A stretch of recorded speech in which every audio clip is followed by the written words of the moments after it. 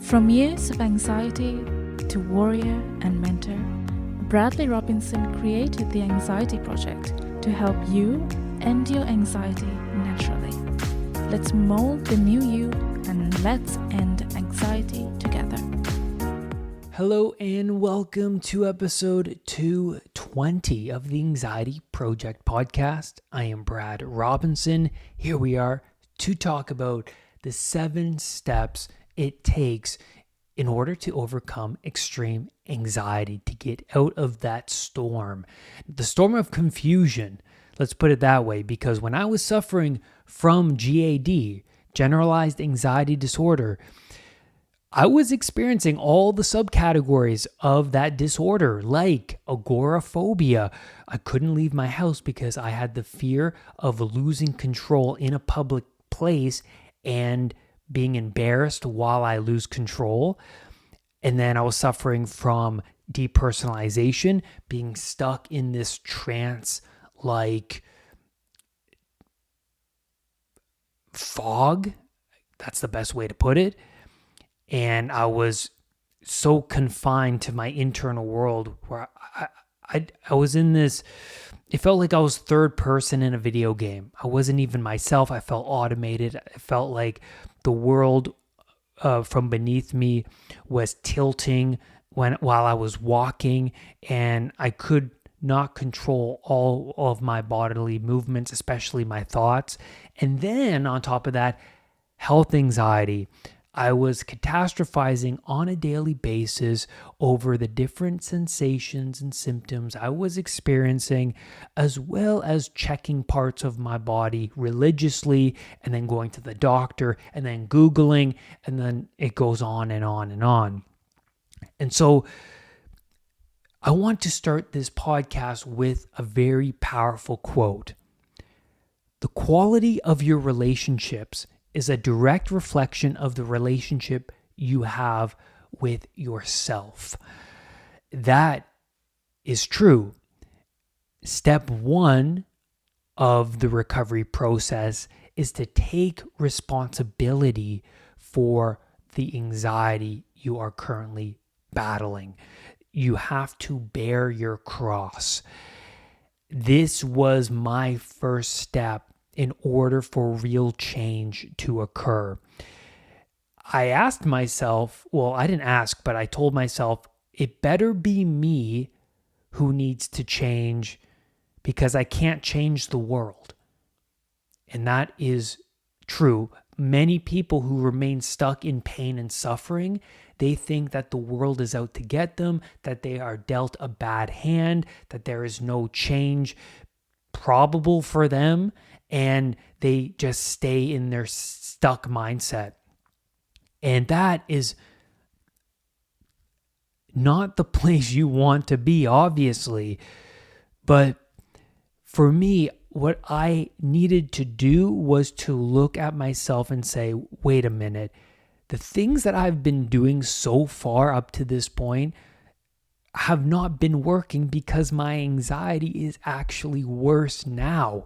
So the reassurance seeking, the constant complaining over my symptoms, the doctor visits, the Googling, the numbing agents to distract myself from that pain, like TV, like weed, like that glass of wine or 2 glasses or 3 glasses, or the relationships, the toxic friends that, they take your mind off of what you're currently dealing with. But then when you put your head on the pillow that very night, what happens when it's just you and your own mind?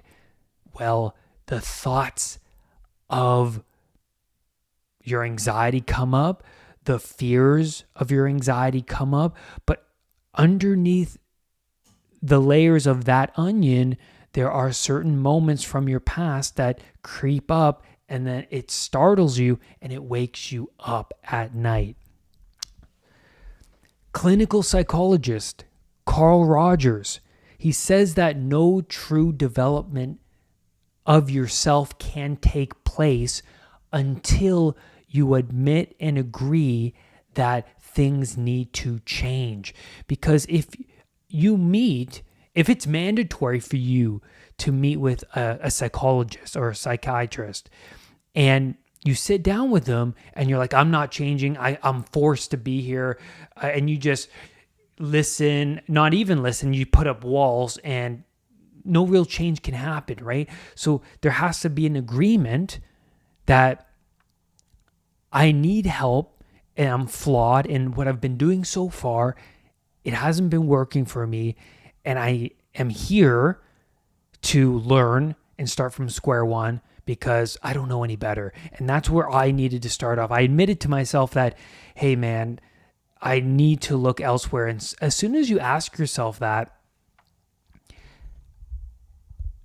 you open the door. You can't actually see the door and walk through any doors unless you acknowledge that within yourself. You actually acknowledge that there are doors there. And what happens when you go through recovery is that you find somebody who relates to you. I'll get into this in a later step, but you find somebody, a role model who went through the same problem you are currently battling and got out of it, and then you start to learn from that person. But going back to step one, I had to admit that everything that I've been doing so far is not working. It's actually quite the opposite. It's making things worse. And there has to be something more. There has to be something more. And when you look in the direction you have yet to explore, solutions start to manifest themselves. Now, you orient yourself away from the pain and chaos you are accustomed to, and then you move towards a possibility that things could actually get better for you. Step number 2 is that you get knowledgeable. You gain that knowledge. You learn from a mentor who went through the same problem as you and overcame that problem. So for me, this brought about much hope because things could get better. And that's huge. Learning I had health anxiety was one of those eye-opening moments for me because I never thought I had health anxiety. I thought that I had this unique illness and I was going crazy. I was like no other person on this planet. And it's interesting how, when I look back, how confined to this bubble I was. I mean, there's so much to this world that I have yet to traverse, but yet I thought I had the answers. And looking back, I'm like, oh, Brad, you're a fool, man. All those books that you didn't even delve into yet, or those mentors that you didn't even know existed. But then because I bared the cross, I started to venture out and find those mentors because I was orienting myself in this new direction. And so at this point, there actually seems like there is a path out of this misery once I found that mentor who overcame that dragon, and I related to them. And so that's also an important part of your journey, is to relate to that person. So I became obsessed about learning. That's huge for me. I never wanted to go on this path of anxiety recovery. I never chose to be an anxiety coach or to have this podcast, right? I was in the film industry. I wanted to be in the movie industry, working in the camera department and finding success down that path. But my body was screaming out to me that things were not good for me. My body was saying something, and I was trying to go against what my body was saying, numb all that pain and discomfort, all of that. But what I needed to do was to take care of myself. I needed to put myself first before anything else. And I always neglected myself and my wants. And well, actually, that's not true, because all of my wants I was pursuing, but those were the wrong wants. You know what I mean? I was pursuing these desires of instant gratification. All of the simple pleasures like sex, alcohol, weed, pornography, they were great. And looking back, I noticed that I was just seeking out a transcendent experience by doing all of those things. I wanted more. I'm an experience seeker. I want to be engulfed in this magnificent beauty, this consciousness, whatever you want to call it. I wanted to be close to God, but I didn't even know what that was. I was moving in that direction through these instant gratifications that were only causing a lot of long-term pain for me. Step 3 is determine your goals. Even if it's vague, just knowing what you want to move towards is important for recovery. So mine was to recover from anxiety in 3 months. And I wrote myself out a contract to stick with this plan. So I told myself, I dedicate 3 months to overcoming anxiety. Yeah, overcoming anxiety, that's vague, but not really, because before I was not shooting towards any North Star whatsoever.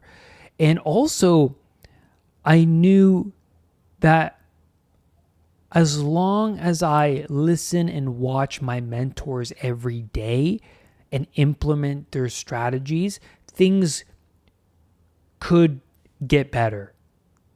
Undoubtedly so. I also knew I was on the right path because whatever my old self was doing was clearly not working. So the opposite of what that guy was doing is my best bet out of this pain. The mentors I adopted also serve as that model of who the type of person I wanted to become. Now, here I want you to write this down.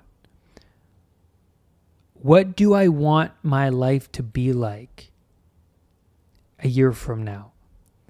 How does it look? How do I want to feel? What do I look like?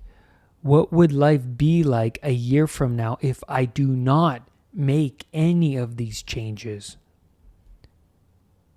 Step 4, create new habits.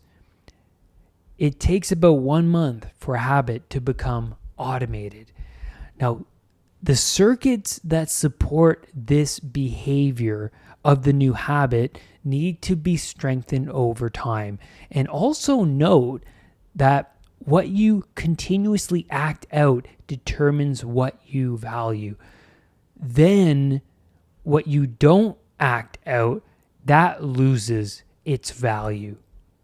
Very, very important. And then expect cognitive dissonance. When you start to change, the mind goes, the ego goes, hey, this is not what you're accustomed to. Even though you're accustomed to pain and suffering, I don't want to change. So it'll try and pull you back. It's like a family member, a toxic family member who wants to pull you back into their familiar ways of being in the world. So expect that cognitive dissonance, feeling, thinking, and behaving in a manner you are not accustomed to. Here is a great quote from James Clear. Every action you take is an internal vote of the person you want to become. Step 5, continuously surround yourself with your role models. Their growth mindset will rub off on you.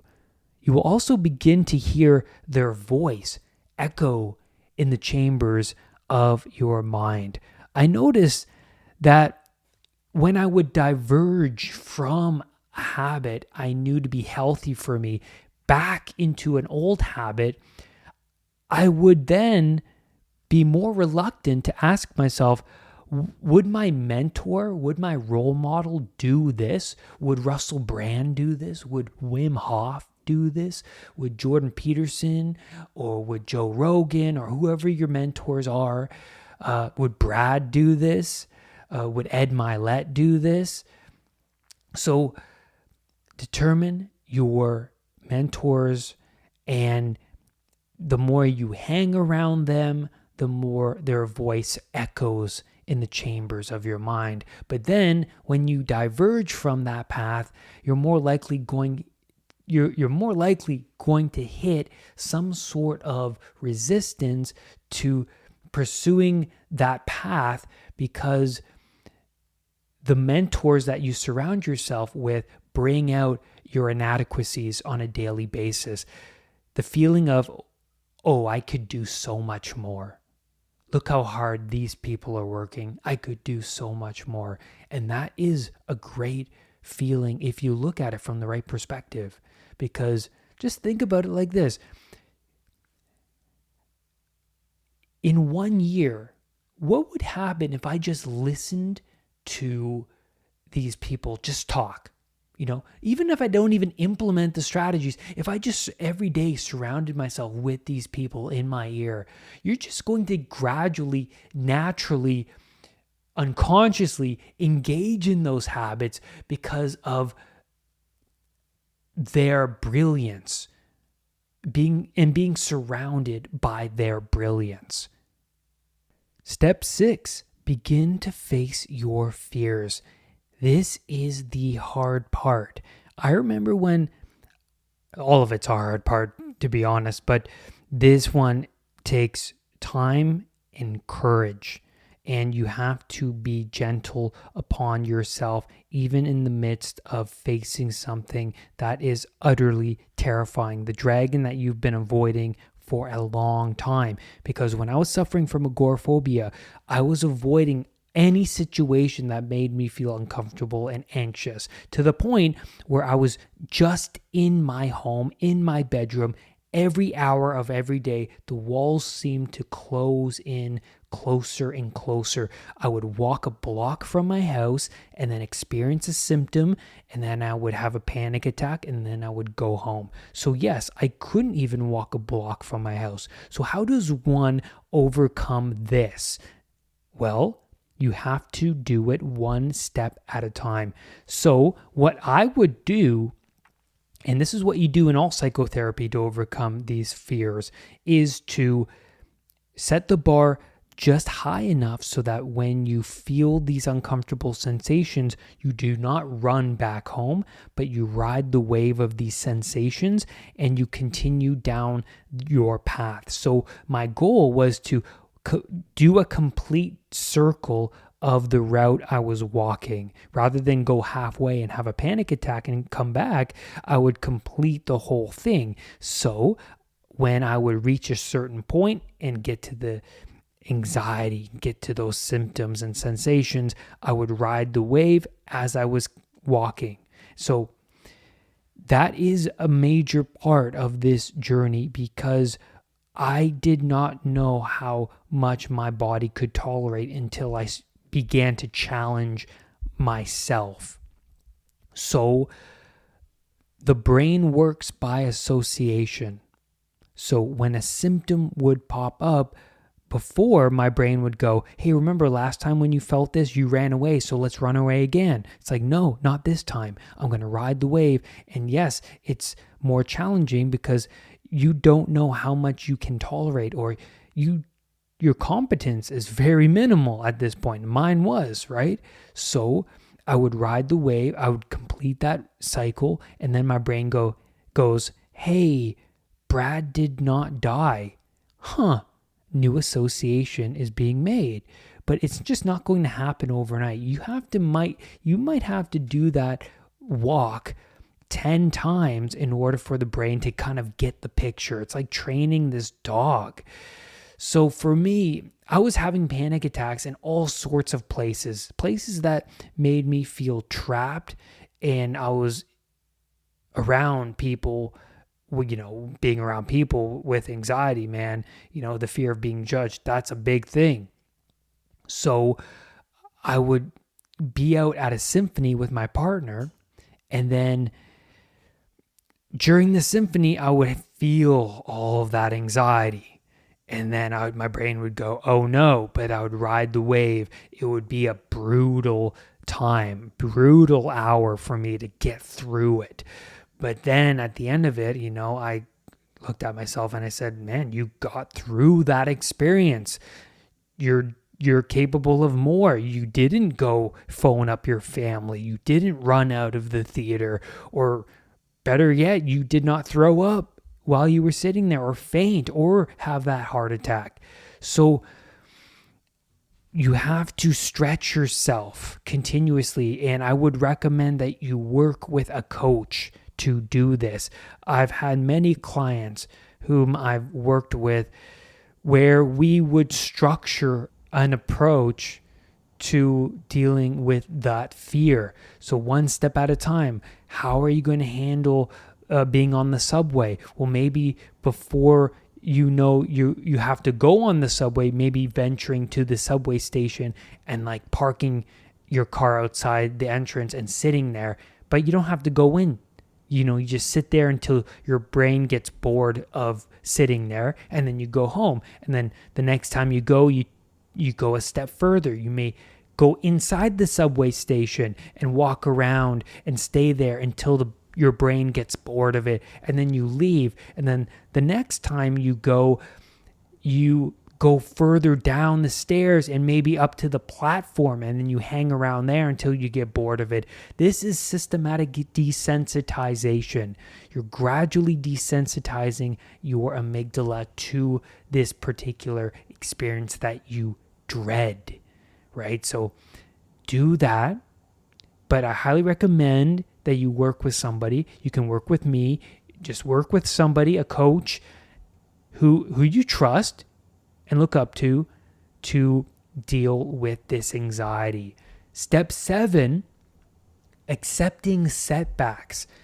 You begin to understand that self-development is a lifelong pursuit. Along the way, you achieve feats you never imagined you would achieve. But in the midst of that progress, you will confront failure, days where you give in to that urge or that thought. And since you recognize that this was a mistake on your part, you feel the shame, you feel the guilt. So, to lessen this self-mutilation, it is best to understand where you went wrong and how to avoid this in the coming future. Setbacks are great reminders of why you wanted to avoid this behavior in the first place. Also, look at them as a learning experience, and that you can adjust yourself accordingly to what you learned so that you can get it right tomorrow. We see that in the movie Groundhog Day. I love this movie so much. You guys know that. Because in this movie, we see Phil, played by Bill Murray. We see this character live out the same day over and over and over again, and then he starts to make things better 1 inch at a time. So he's out with his coworker, Rita. So he's sitting at dinner talking to her, but he's poorly developed, right? His small talk is very bad. He can't even communicate properly. Like, this reminds me of myself when I was at the beginning of my recovery. I couldn't even talk to the barista behind the Starbucks counter, for God's sakes. But we see Phil. He's stumbling about. He says something stupid, and then Rita looks at Phil, and she is appalled. And then Phil gets the hint. He's aware. He's more self-conscious of, the repetition of each and every day, but he's more self-conscious of the suffering he's in. It's sort of like step 1 of the recovery process, just to become aware and being self-conscious of the suffering that you're in, and that you can make a change if you are awake enough. And so Phil, being sort of awake, stumbling forward, wanting to do something better in his life or make things better in some way, this vague ideal in his mind, he's like, oh, what I said to Rita, she didn't take it quite well. But I have an opportunity tomorrow to get it right. And that's the right attitude, right? So he takes Rita out again the next day, and he doesn't say the thing he said the previous night. So he got the message, right? He learned from his mistake. But he has the right attitude, right? He's saying, well, you know what? I have an opportunity tomorrow to get it right. Get it right. So yes, we have opportunities to get it right. And that's the right mindset. And that's where I'm going to leave you today on this podcast episode. Thank you, everybody, for being here in this recovery community. I am so grateful that you listen to the podcast, that you share the podcast, and also that you share your experiences and your wisdom going through anxiety recovery and also battling this recovery. Because in this age of anxiety, we can feel alone. And so many of us feel more alone than ever. But being here in this community, there is hope. We can change. Change is possible. I told you in this episode, I came from agoraphobia. I couldn't even leave my home. This wasn't an overnight thing for me to recover from anxiety. This took me a while. For everybody, it's different, but be patient. You want things to be perfect right away? Expect your expectations to get crushed. That's for sure. So thank you, everybody, for being here. Rise above anxiety. I will see you on the next episode. Bye for now. Brad's powerful anxiety recovery program is now available at unpluganxiety.com. The Anxiety Project program is downloadable and puts the power of anxiety recovery in your own hands. Visit unpluganxiety.com for more details. Recovery starts now.